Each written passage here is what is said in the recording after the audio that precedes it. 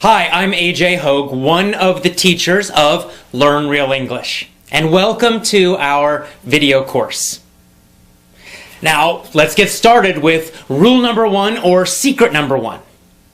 And rule number one is to always learn English phrases.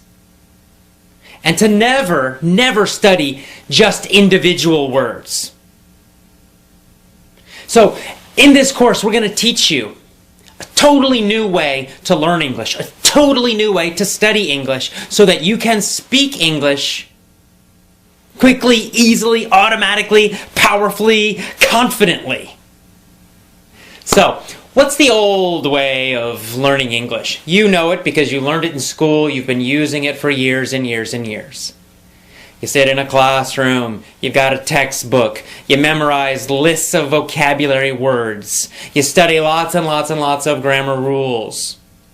You do lots of reading and little fake conversation drills and activities.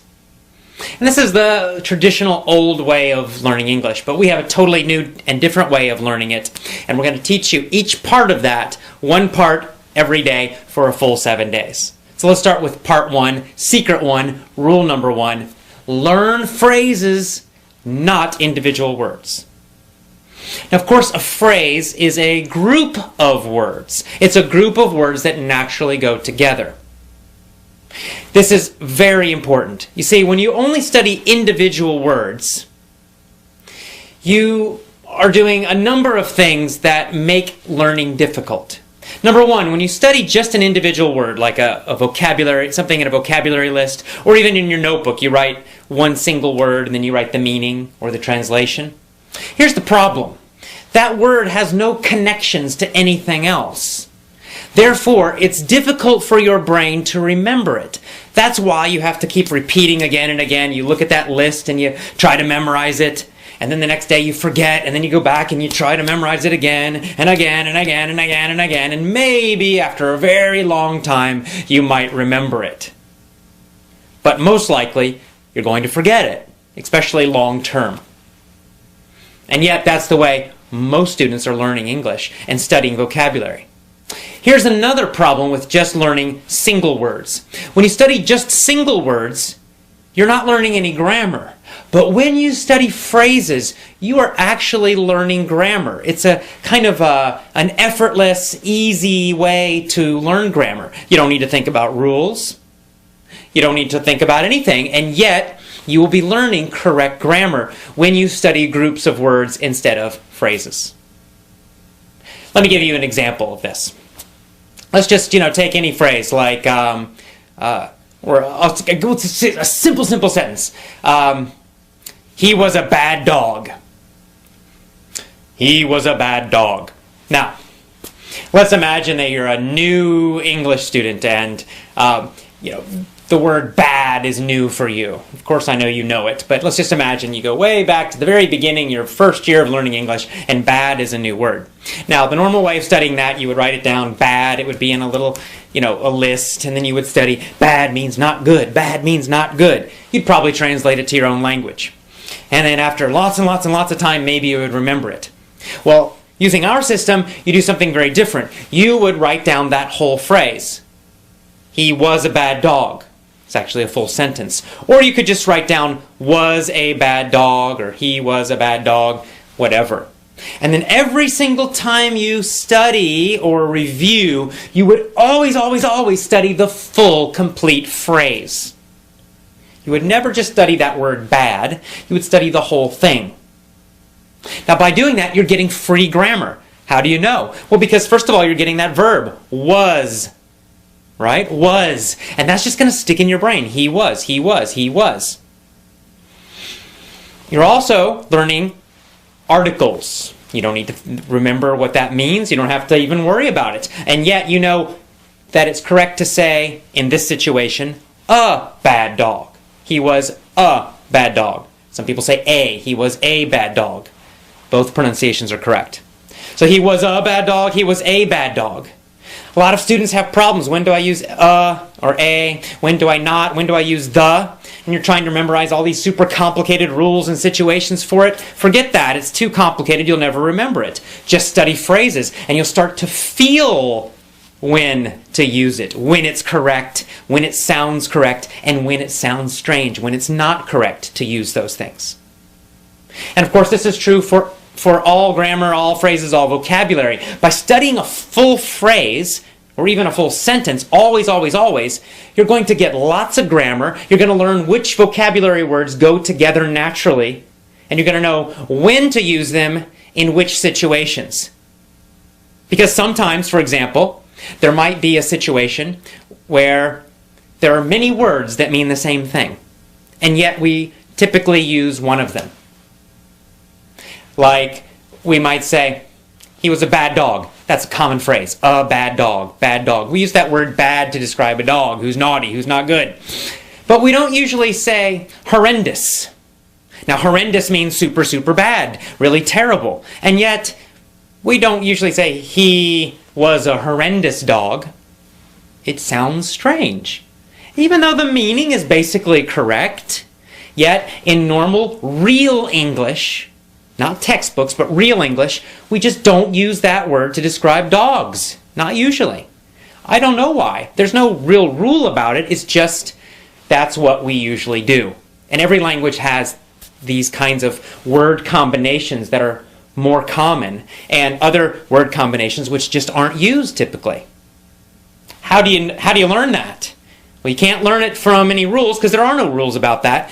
You have to learn it by studying phrases always. Always, always, always study phrases, review phrases. Whenever you learn a new word, don't just write down that individual word. Write down the full phrase, or even better, the full sentence that it's in. Always include the words that are around it. This is going to help you improve your English speaking ability much, much, much faster. Even better, when you write down the phrase, also write down where the phrase came from to remind yourself of the whole situation. So you might, let's say you find a new word in a newspaper article. Well, first of all, let's say the word horrendous. You're reading a newspaper article, or you're listening to the radio, you hear that word horrendous. That's new, what is that? And you write it down. But you're not going to write down just that single word, you're going to write down the whole phrase that it was in. And then you're also going to make a note, you're going to put down, this came from a newspaper article about the economy.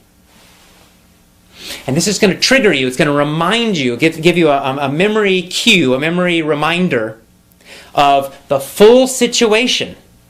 So now you're not only getting just this single word, you're getting the full phrase or sentence that it's in, and you're also reminding yourself where that sentence came from. What was the general topic? What was the general situation? And in this way, you're getting a lot of extra grammar, which you're learning unconsciously, easily. You don't have to think about it, but you're learning it anyway. Your brain is learning it, even though you might not know that. And you're also learning when certain phrases and certain words are used and when they're not used. You're learning which situations it's used or they are used in, and you'll of course know that in other situations you don't use it. Because as you learn more and more and more phrases, you begin to get this feeling of correctness, and you begin to know when to use certain words, how to use them, and you're also how to use the grammar correctly as well. This is so important. It's such a simple, simple little secret, a simple little trick, a simple little rule, and yet it can totally change the way you speak English and learn English. It's very, very important. So never, never, never study just an individual word, one word. Always study the phrase or the sentence, and always, always, always make a note where it came from. And you want those phrases and sentences to come from real English, which we'll talk about more later, not from textbooks. Here's another advantage of studying phrases and full sentences and always knowing the situation that they came from. Phrasal verbs. You guys know about them. You know all about phrasal verbs that are a frustration for so many students, right? To be knocked out or knocked up have totally different meanings, right? Knocked out is a phrasal verb. It's a two-word verb. It's a verb phrase. And to be knocked out means to, like, it's like in boxing or sports. You get hit and you go. It's like you're asleep, right? Boom, knocked out on the floor. To be knocked up means to become pregnant. We use that for women. Now, there's no way if you just look at the individual words to know the meaning, right? Knocked out, knocked up. It's not logical. You just have to learn each one individually.